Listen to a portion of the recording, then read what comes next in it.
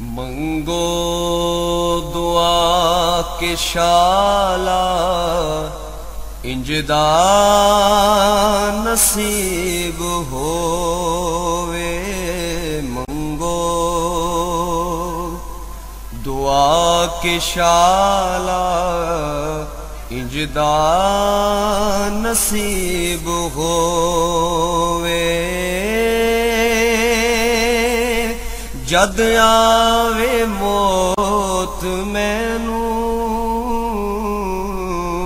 जद आवे मौत मैनू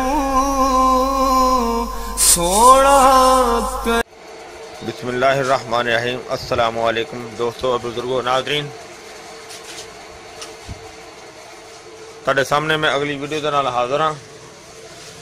ਇਹ ਤੁਸੀਂ देख रहे हो, ਇਹ ਤੁਹਾਡੇ सामने एक जी कि आइटम पेश कर रहे हैं। ये आइटम ये एक इंज ही समझ लो गिफ्ट भी है, तो हर्बल मेडिसन की एक बहुत ही अच्छी चीज़ है जिन्हों आम जबान दे विच सिप भी कहा जाता है, और लेकिन असल विच ये है मरवारी की सदफ, यानी कि सदफ मरवारी की चीज़ है। और ये वो चीज़ सदफ मरवारी इनू इस वजह तो कहा जाता है क्योंकि जेडे सुच्चे मोती हुंदे ने वो इस दे अंदर पैदा हुंदे ने, कुदरत इलाही दे नाल ही वो इस दे अंदर पैदा हुंदे ने। इस वजह तो इनू सदफ मरवारी कहा जाता है। जेडे एक अरबी जबान दे विच उन्होंने लोलो कहा जाता है मोतियां नू, यानी कि वो लोलो इस दे अंदर पैदा हुंदे ने।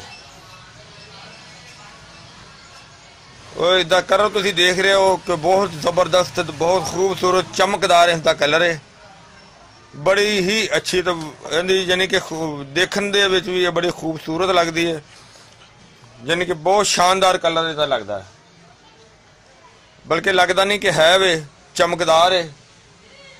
और इनकी तस्वीर जी इसका कुश्ता बनाया जाता है, और इनकी तस्वीर जी है वो ठंडी तो खुश्क होंगी है।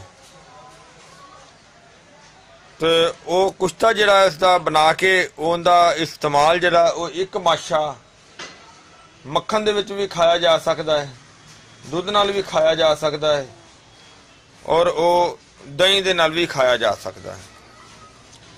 और उसके फायदे जड़े ने बहुत ही ज़्यादा ने, यानी कि लेडीज़ और जेंट्स वास्ते दोनों वास्ते बहुत मुफीद ने, लेकिन लेडीज़ वास्ते ज़्यादा बेहतर ने। यानी कि मरवारी इनके अंदरों जरा अगर इनू खुरच के इनके बैक साइड तो सारा गंद साफ करके बिल्कुल ही ये जरा इस दे थल्यों भी इस तरह देख लो जिस तरह निकलिया होया बिल्कुल साफ निकलेगा। और इसनू अगर खैर उन्नी ताकत ही नहीं रखता है कि जिन्नी मोती रखते हैं, लेकिन मोतियां तो दूसरे दर्जे दे विच ये ताकत रखता है कुश्ता मोती दी, मोतियां की ताकत रखता है। और ये इनका इस्तेमाल जरा है कि अगर लेडीज़ हज़रात नूं ब्लीडिंग ज़्यादा होंदी होवे तो उसदे इसदे इस्तेमाल दे नाल उसदी वो अलामत जिहड़ी है वो भी ठीक हो जाती है। और इस तो इलावा अगर थुक दे नाल यानी कि गले चो खून आंदा होवे ते इसका इस्तेमाल कराया जाए तो वो भी इंशाल्लाह ठीक हो जाता है। और इस तो इलावा अगर बवासीर की वजह के नाल भी खून आंदा होवे तो वो भी इस दे नाल बहुत बेहतर हो जाता है।